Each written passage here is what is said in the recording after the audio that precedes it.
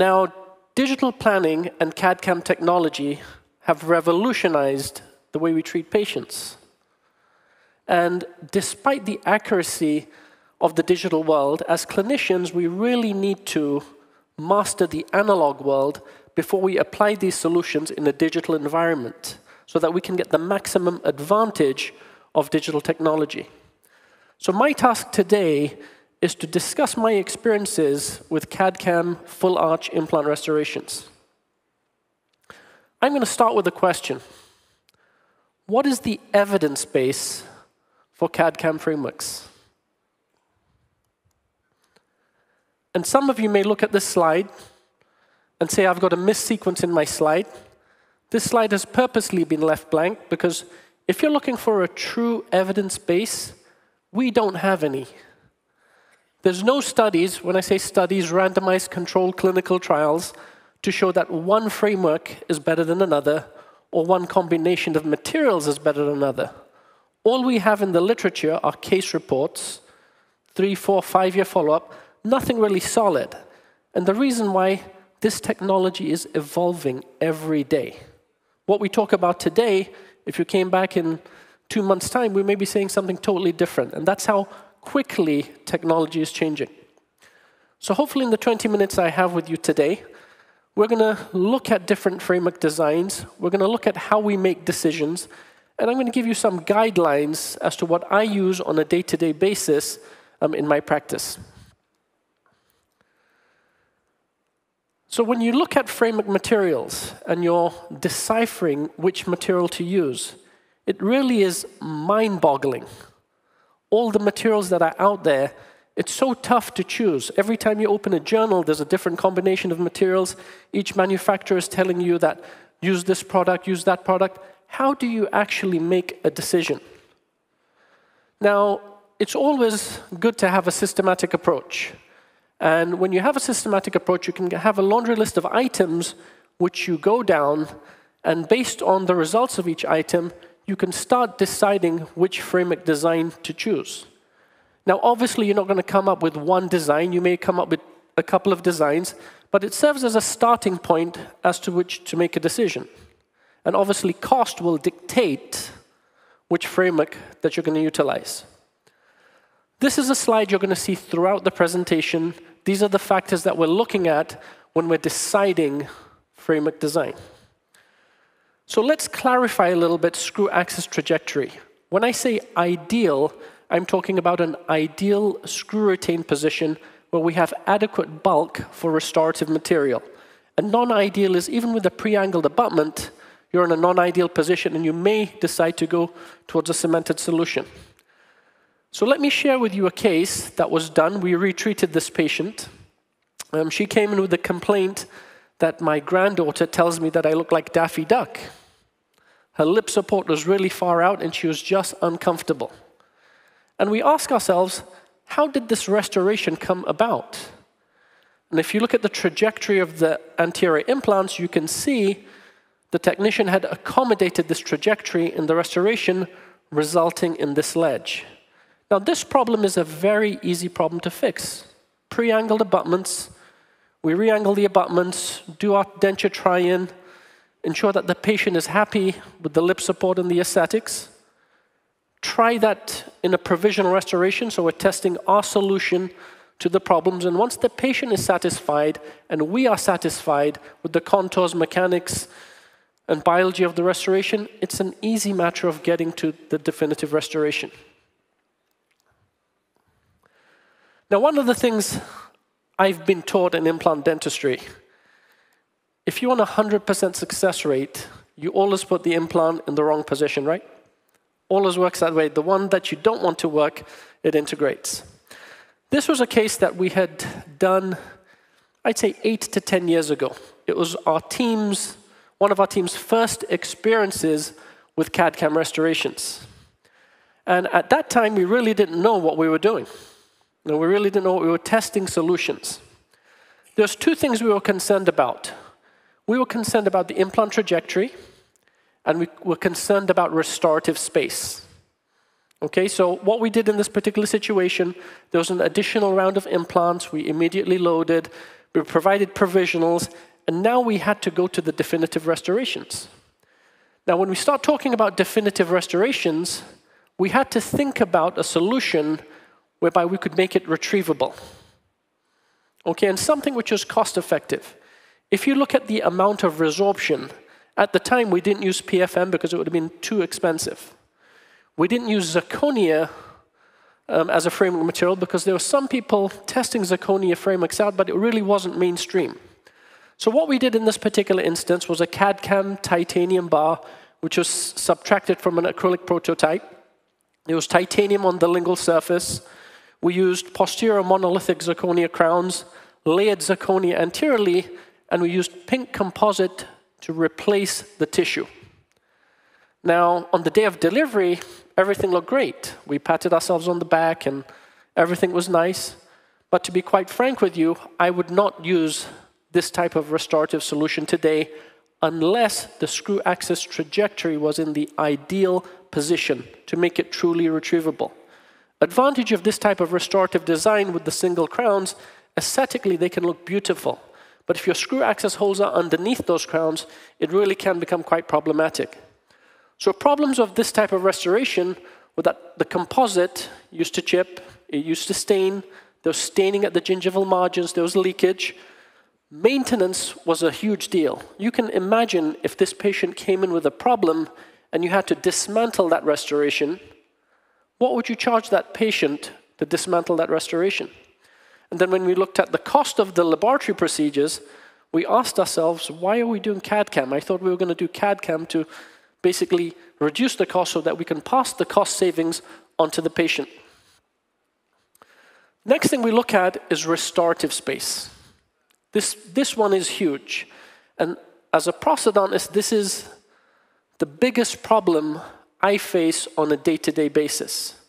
Now, when you're looking at restorative space, when you have inadequate restorative space, one of two problems occur. You get premature failure of the restoration, or you have to change the restorative design from one material to another, which then becomes more costly for you. Now, we always communicate via bone reduction guides to our surgeons to ensure that we have enough restorative space. I can provide you one sure way, if you're in a team group with surgeon and restorative dentist, one surefire way to ensure you get 100% bone reduction, the correct amount all the time. Do you know what that is? I tell my surgeons, if I have to change my restorative design, I'm going to send you the lab fee. And since then, we get like 100% reduction all the time. So when we talk about restorative space, we're talking about anterior and posterior restorative space. All of the papers that have been written on the traditional PFM alloys. Maybe those numbers need to be revised based on the more contemporary materials that we're using today. And we can't forget about posterior restorative space. Because with the graftless solutions, we are cantilevering, and we do need sufficient space in that area. Because remember, the further back we go, the higher the force is, and if we don't have enough bulk in that area for restorative material, for sure it's going to break. Right? So for ceramic-based restorations, we're looking towards at least 9 to 12 millimeters of space, and for acrylic titanium-based restorations, at least 16 millimeters of space. This is an example of a patient that came to see us, and you can see that we have inadequate restorative space for an acrylic titanium prosthesis. So what do we do in this situation? Sometimes inadequate space is a result of inadequate jaw relationships. So we go back to the drawing board, we go ahead, fabricate, tooth try-in to determine if we have enough space available. Unfortunately, in this situation, there was inadequate space. So our restorative options, can't do acrylic titanium, PFM would be too costly, and then we needed to go towards zirconia. And when we go towards zirconia, do we have to be concerned about cantilevers? The real answer to that is, we don't know. So this patient was finished with a zirconia restoration, and once again, this was an additional laboratory fee which the clinician had to swallow at the time. The next thing we look at is opposing occlusion and force. And when we're looking at opposing occlusion and force, we have to realize that with implant-to-implant occlusion, the patient is going to have complications. We have to tell them at the outset, there's going to be breakage, there's going to be wear. This is not something that's going to last forever. Patients often come in with the notion that because they're paying so much for the restoration, these restorations should last forever. And it's not the case. When we look at the literature, we know fixed versus fixed, there's going to be a lot of complications. There's going to be a lot of fracture. We have to start thinking about this and thinking about our combination of materials to see how we're going to design our restorations for these types of patients. Now, when we're talking about full mouth rehabilitation, there are obviously many choices for restorative material. One choice is acrylic titanium versus acrylic titanium. And if I'm not mistaken, this is the one that is most commonly used around the world, predominantly because of cost reasons. Now, when we do acrylic versus acrylic, we have to understand how this type of restoration is going to fail. The posterior teeth wear, the anterior teeth come into heavy occlusal contact, and ultimately, one of the anterior teeth fractures off. I will tell you, I'm trying to stay away from acrylic resin titanium versus acrylic resin titanium. And the reason why, one of my very good patients was traveling to London. He was going to give a speech at his son's wedding. And the day before the wedding, front tooth broke. He called me panicking from London, and lucky I'm from there, so I was able to refer him to somebody that could repair that very, very quickly.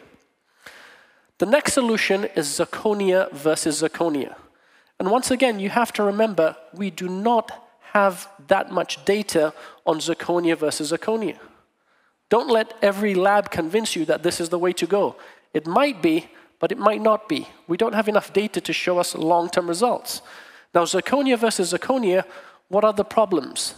The rigidity of the material by itself could be a problem.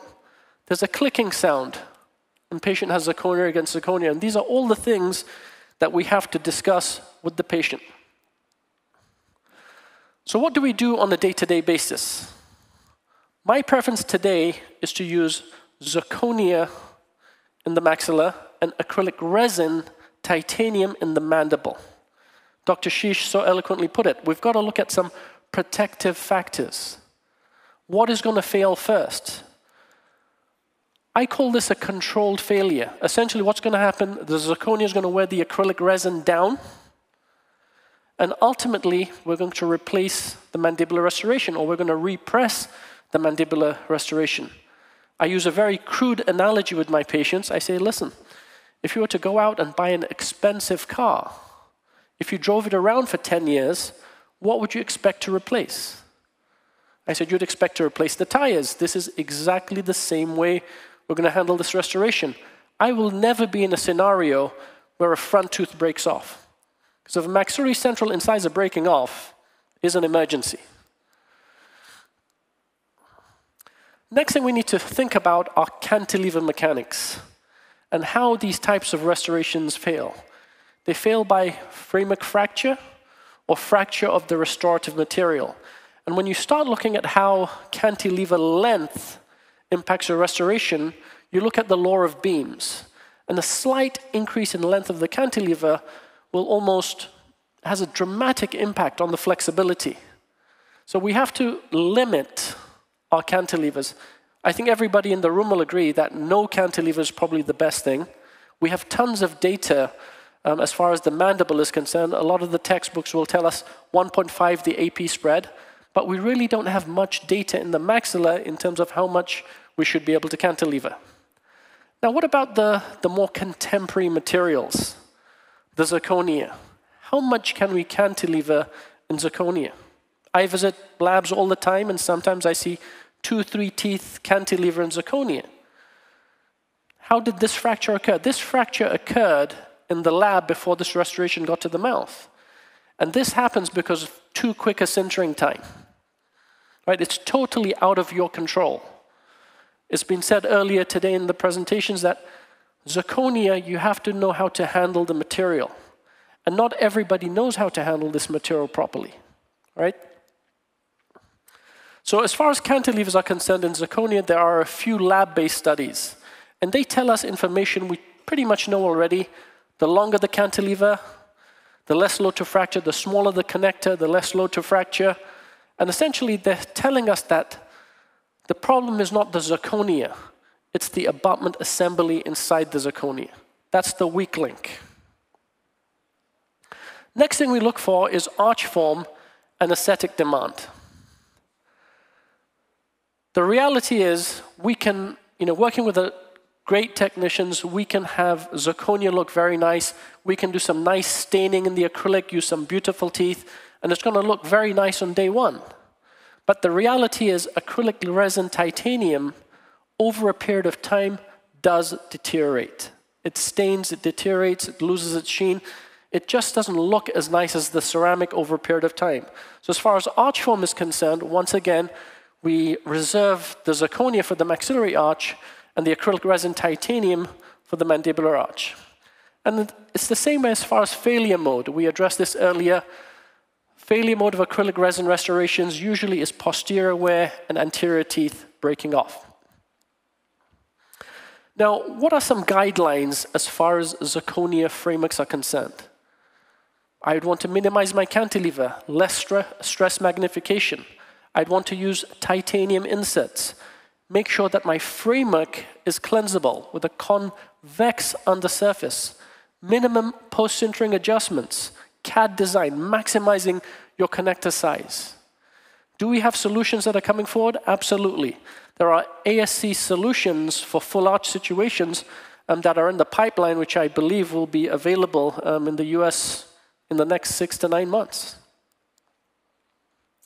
So I'm going to finish up by just showing you a case that we treated. This patient came in to see us, and he had many, many problems, and we decided to use a tilted implant concept with zygomatic implants to rehabilitate this gentleman. And once again, we went down this laundry list. What type of framework are we going to use? How are we going to maximize the strength, the biomechanics, the aesthetics? We're thinking of all of these things, and obviously we're thinking about how much space do we need. First things first, the immediate load provisional has to satisfy all the requirements of the final restoration apart from material. The only difference between the immediate load provisional and the definitive restoration should be material. So you can see this is the acrylic prototype, and you can see with the screw axis trajectory on the upper right-hand side, we're going to have a problem. So we had to think outside of the box for this type of restoration. So we did a combination design. Essentially, posteriors were designed with monolithic, with minimal layering. Anteriorly, we had to prep, like individual crowns, and use monolithic bridges at the front to solve the problem of the screw axis trajectory. And this is not pink composite, it's pink ceramic, which will hold up much better over a period of time.